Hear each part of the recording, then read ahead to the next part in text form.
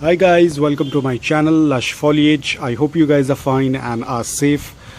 So guys, I wanted to check something over here because this is always a problem that we always face at home in our potted plants is when to water, when not to water, what is the right type of soil. So I thought this is the best place to check what exactly is the type of soil, because you can see the amount of growth. Now obviously these are weed, but there are a lot of other plants as well which I have shown you earlier, like the fruiting plants. You have also seen the fruiting tree, the custard apple tree, the pineapple, the chilies, the flowers and the foliage plants. So there are a lot of plants growing in over here, and I said that nobody takes care of this place and it's just abandoned. There is nobody that tends to water. So I wanted to check what exactly is the soil, how are these plants still standing, how these plants have not died off without even watering. You can see there is a crouton plant growing over there, as you can see. Looks very healthy. So I thought I'll quickly do a little bit of testing, because this is something that has always been something that I wanted to check what exactly is the soil. Now I'm so sorry guys if I'm not very audible, because I'm shooting this video from my phone, so the voice will be slightly low. So this actually is not the forest area, this is basically the backyard. So definitely there is a lot of sand that has been used to make the pathway. But what I was very surprised about was that just when I dig, now mind me guys, as I said, nobody waters this place, but what I noticed is just the first layer itself is moist. You can see this, how moist this soil is, even that nobody waters this place. Again over here I dug some more of this place. The soil is completely moist, and this is the type of soil you want to have or to maintain for your plants. Remember, we always speak about that, keep the soil slightly moist but not soggy wet. Now this is exactly how the soil is. It's slightly moist but it's not soggy wet. I don't know if you guys can see. This is the upper layer, it's kind of dry, but just a little bit of touch and the soil is completely moist beneath. No wonder why the plants are doing quite well. Now I think this must be because the ground water is not very deep. If you just dig a few meters, the groundwater is present, so probably that is what tends to keep the soil moist. And apart from that, there are so much of weeds that are growing, so that basically covers up the direct sunlight and hence keeping the soil moist.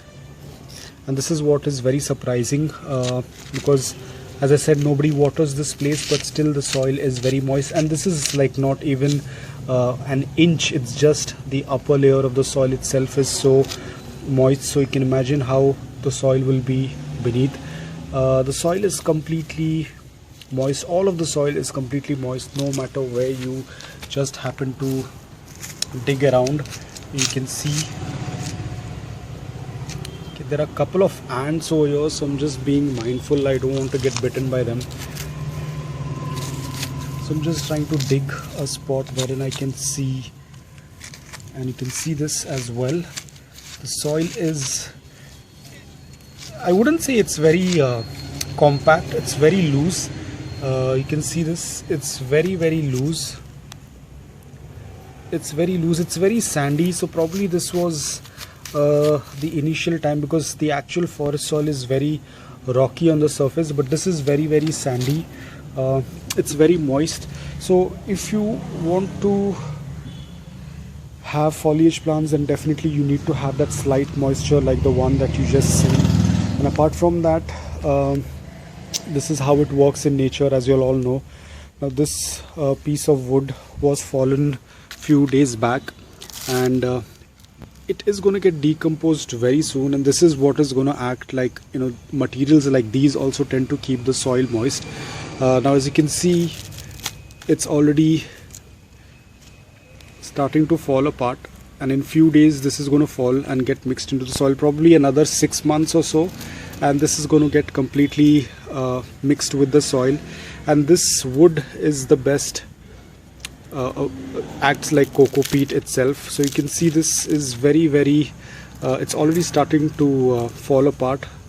Actually, this is an old wood that was affected with rot, and hence this tree has fallen down over here. But over the period of time, probably another 6 months or so, this will be completely into the soil, which is going to act like a fertilizer, and then this will go ahead and make the soil, and it will help maintain the soil moisture. So these are all the things. Apart from leaf mold, also tends to retain moisture. Here you can see there was a large piece. It's already started because people walk over here to draw some water from the well. So as and when they keep walking on this, it gets smashed into the soil and starts getting mixed up with the soil. So this will act as a very good choice for the soil to maintain the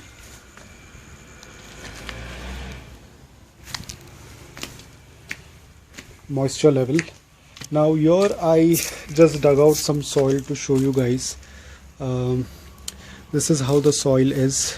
You can see how loose it is, how porous it is.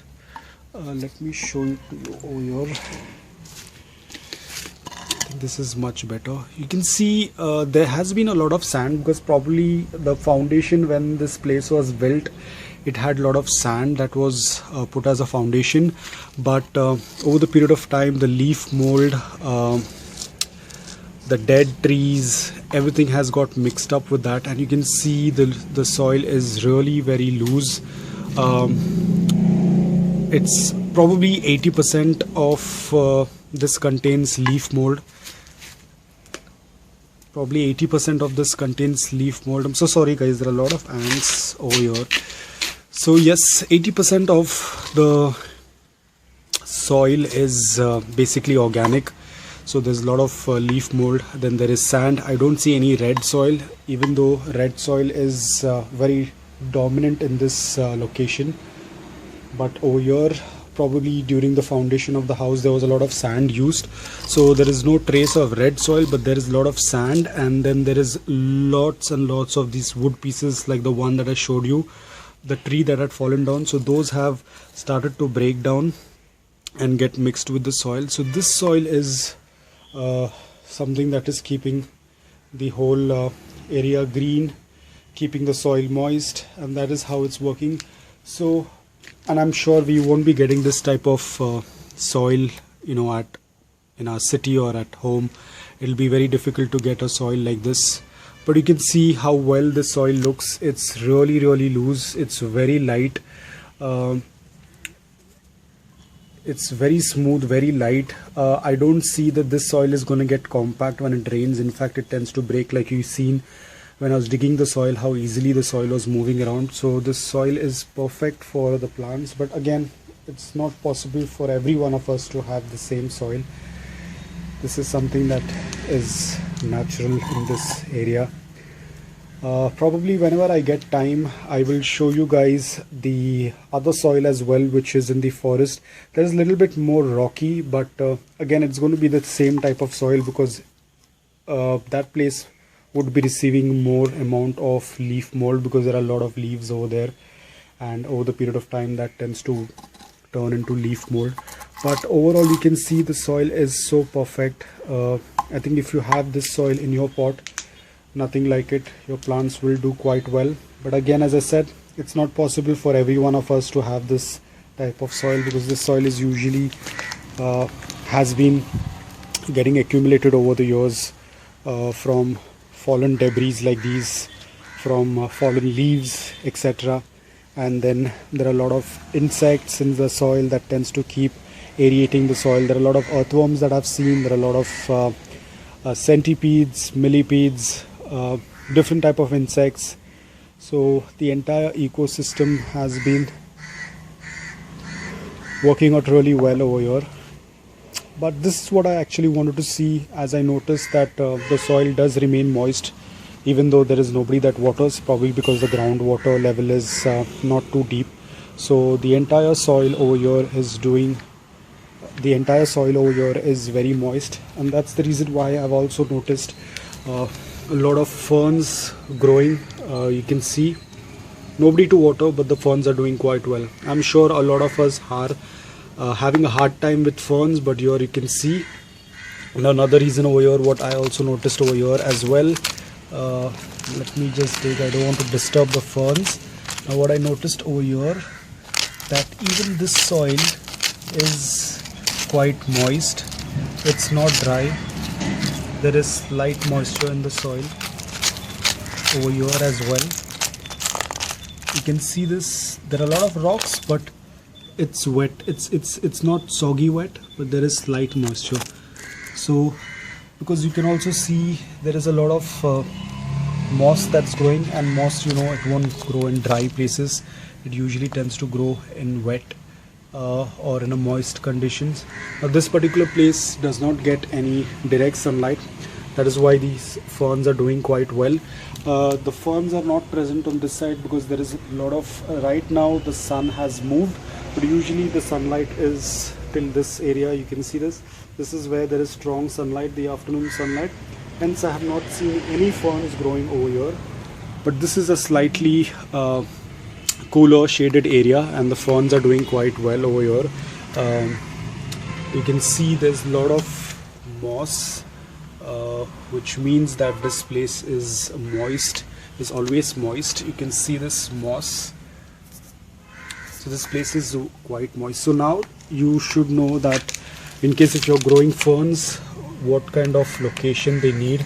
They need a shaded, a damp condition, which is now this is basically Mangalore, so obviously it's a coastal area, so there is a good amount of humidity. The humidity level is quite high during the day as well as during the night, but during the day it's quite high. So humidity is one major factor that is needed to grow ferns. Apart from that, the place should be moist, should have a little bit of moisture in the soil or on the wall.